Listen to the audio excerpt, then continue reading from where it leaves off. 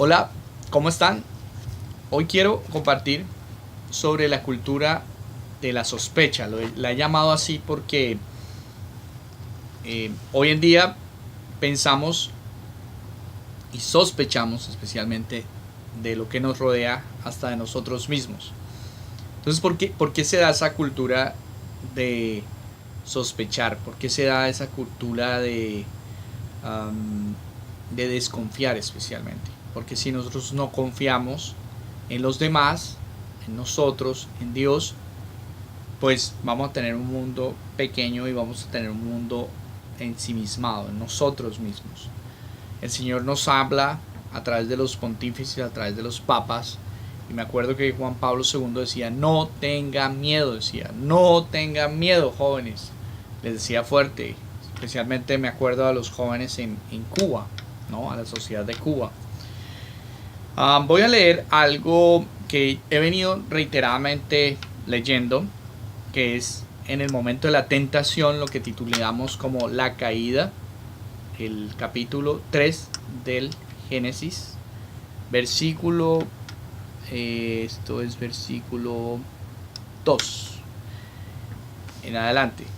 Dice, no comáis de él, perdón, podemos comer del fruto de los árboles del jardín, mas del fruto del árbol que está en medio del jardín, ha dicho Dios, no comáis de él, ni lo toquéis, so pena de muerte. Replicó la serpiente a la mujer, de ninguna manera moriréis, es que Dios sabe muy bien que el día en que comiereis de él, se os abrirán los ojos y seréis como dioses, conocedores del bien y del mal. Entonces, en este pequeño diálogo, digamos, hay muchas cosas. Y una de ellas, en lo que me estoy refiriendo hoy en día, o en este momento, en este video, es como el maligno empieza a sembrar en el hombre, en la mujer, como esa desconfianza en Dios. ¿Por qué no coméis del fruto del bien y del mal? ¿Por qué no coméis? Si vas a ser conocedor del bien y del mal, es que Dios te está ocultando eso. Es que Dios quiere que no sepas lo que es la verdad. No quiere, te está, digamos, sesgando. Y ese ha sido, digamos, como uno de los caballitos de batalla de la masonería y de ciertos grupos intelectuales que están en contra de la iglesia. Entonces, hay muchos, digamos, por ejemplo, como Nietzsche, um, algunos filósofos, pensadores y de hecho también escritores, ¿sí? Que han influenciado nuestra manera de ver el mundo. Y nuestra manera de ver el mundo en nuestra sociedad occidental se ha llenado de cierto cinismo y de cierta desconfianza, porque siempre esos escritos y esos pensamientos, o por ejemplo en este caso, lo que es la tentación, se nos quiere introducir el pecado o digamos la desconfianza, y la desconfianza destruye nuestros vínculos con Dios, con nosotros mismos y con lo que nos rodea. Cuando uno desconfía de alguien, corta los vínculos. Cuando uno desconfía de algo, no se compromete. Entonces esa desconfianza se nos bombardea, por decir algo, en los medios de comunicación y las noticias, en los flash, ¿no?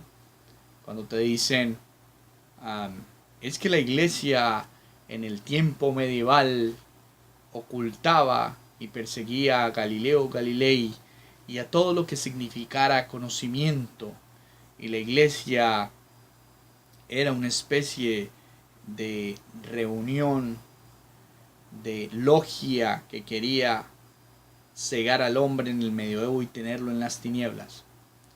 Entonces, con esas ideas pues empezamos a descartar y empezamos a desconfiar en la iglesia.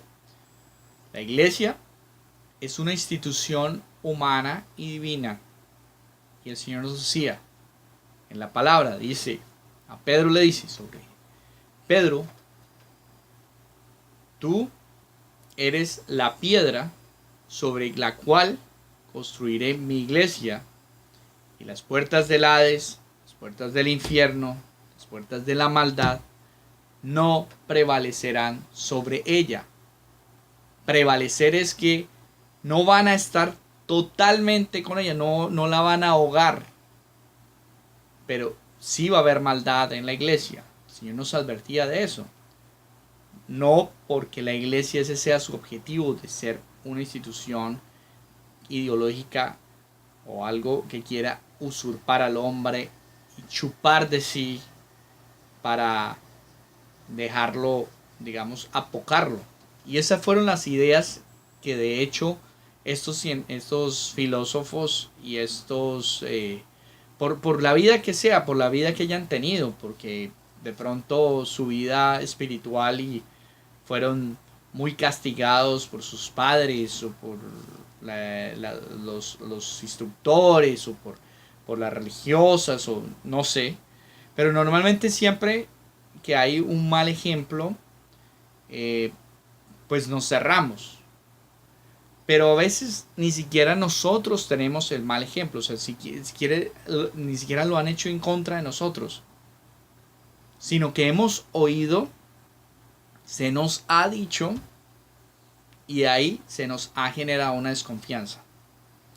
Ahora, que uno no puede caer en el optimismo, decir, yo puedo confiar en todo, todo es bonito, estamos en el mundo, en el país de las maravillas, todo nos sonríe, qué hermosura, porque eso nos gusta oír también eso, por eso muchas veces las personas ven horóscopos y ven ciertas personas muy carismáticas que te hablan de lo bonito de la vida, y es que esto es muy bonito, y mira, tú te abres el mundo, el día de hoy tendrás suerte, el día de hoy vendrá la abundancia sobre ti, el día de hoy te encontrarás el amor que siempre has esperado, pero tal cosa, entonces lo que te empiezan a decir es que como que todo es una ilusión. Entonces en nosotros está muy eso de estar más pendientes por pedir que por dar, más nuestros derechos que nuestros mismos deberes, sobre todo en este tiempo. Entonces, cuando en el corazón humano se nos introduce la desconfianza, como lo decía, se cortan los vínculos, es decir, me cierro a mi mundo, me cierro a mi realidad y se me olvida lo que hay alrededor mío. Y eso sucede con mucha frecuencia. Entonces por eso es importante y el Señor nos dice, vayan al sacramento de la reconciliación, de la confesión. ¿Sí? Vayan, reconcíliense, vayan, estén en paz. Eso lo dice, eso no es un invento, eso lo dice el Señor Juan 20:20, dice, y sopló sobre ellos el Espíritu Santo, y a quienes perdonen los pecados les serán perdonados, y a quienes se los viereis, se les serán retenidos. Entonces ahí se nos está diciendo que hay que confesar los pecados, que hay un poder sobre estas personas y es un poder que Dios ha dado e instituido para que las personas se reconcilien con Dios, vuelvan a su relación con Dios, vuelvan a su relación con la iglesia, vuelvan a confiar. Entonces yo se los digo, y digo yo porque yo he vivido momentos en mi vida precisamente de eso, de desconfiar en Dios, desconfiar en los demás, desconfiar en que Dios me ama, que eso es lo más triste, que uno llega a desconfiar que Dios lo ama, que uno llega a decir, no, Dios no existe, nadie, Dios, mi vida no tiene sentido, es un sin sentido que yo estoy viviendo. Y muchos de nosotros vagamos en nuestra vida creyendo esas cosas, creyendo que no tenemos ningún sentido. De hecho, pues los científicos hablan mucho de eso, ¿no? Que somos producto del azar, que no somos creados, sino que de un momento, ¡boom!, explotó algo y llegamos y entonces ahí vemos, son organismos que están viendo cómo sobrevive. Y ese es pues, esa es una idea, una ideología muy intronizada dentro de nuestra cultura de estos tiempos, ¿no? Una cultura que desconfía de que haya un creador, que desconfía de que hay un padre, que desconfía de que hay amor en lo que nosotros vinimos a vivir, que hay amor. En cambio, cuando nosotros tenemos como una apertura y una confianza en Dios, cuando desoímos estas palabras, digamos, en el sentido de que no pensamos que Dios nos está ocultando la verdad, sino que Dios nos va dando y nos va revelando su verdad de a poquitos. No es de una que Dios nos va a, a dar toda su sabiduría, porque siempre va a haber un misterio, siempre es insondable. Dios es infinitamente insondable, su sabiduría, su amor, su misterio. Pero Dios sí nos va dando, por decir algo, nos va dando rayitos de luz a través de nuestra vida como mundo y nuestra vida diaria. Entonces el Señor nos dando como pistas, como que nos va entregando, ¿cómo se dice eso? Como regalitos, detalles, como claves, para que nosotros vayamos cogiendo y entendiendo su plan en nosotros, ¿sí? Por eso es muy importante orar, por eso es muy importante los sacramentos, ir a la Eucaristía, comer y beber el cuerpo y la sangre del Señor, porque es estar en sintonía con Él. No es por irlo a hacer porque es un deber, sino es porque amamos a Dios y queremos conocerlo en la palabra, queremos conocerlo en la Eucaristía, queremos conocerlo en los hermanos, queremos conocerlo dentro de nuestro corazón. Y vamos descubriendo como esas pistas, el Señor, esas pistas, y vamos atando nudos. Pero con razón que me sucedió esto en la vida, era para aprender esto, era para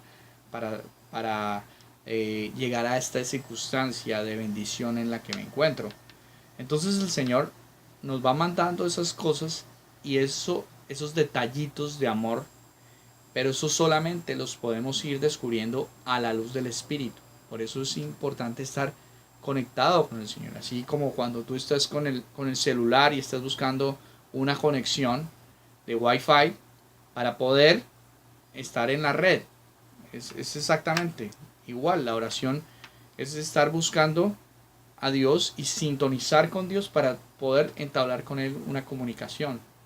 Y cuando se entabla una comunicación con el Señor, una amistad con Dios, estamos diciendo: confiamos en ti, Señor, confiamos en lo que tú nos das, confiamos en que tú nos puedes sacar de esto, de este estado de pronto de pecado o de tristeza, y nos puedes regalar la felicidad, la alegría, ¿no? En ese constante, digamos, ejercicio, en esa constante dinámica de ir enamorándonos de Dios, es que nuestro cristianismo y nosotros como personas vamos creciendo como en alegría, como en paz, como en optimismo, inclusive cuando todo en el mundo vemos así y está oscuro. Entonces es eso lo que quería compartir con ustedes, para que no dejemos que el malo, las circunstancias, pongan en nuestro corazón y en nuestra mente cosas que nos roban la paz, sino que empecemos a confiar como niños. Por eso el Señor dice en la palabra que seamos como niños. El niño espera, el niño confía, el niño cree en sus padres. Entonces confiemos en el Padre bueno, el Dios bueno, que es el que nos ama y es el que sabe qué nos conviene y sabe qué es lo que necesitamos desde antes que se lo hayamos pedido, dice la palabra. Entonces, bueno, no siendo más, espero que se encuentren muy bien. Que la pasen muy bien en este día o en esta noche o en esta mañana. Y bueno, nos vemos en otro programa, que grabe, en otro video que grabe. ¿Vale? Bueno, cuídense, bye.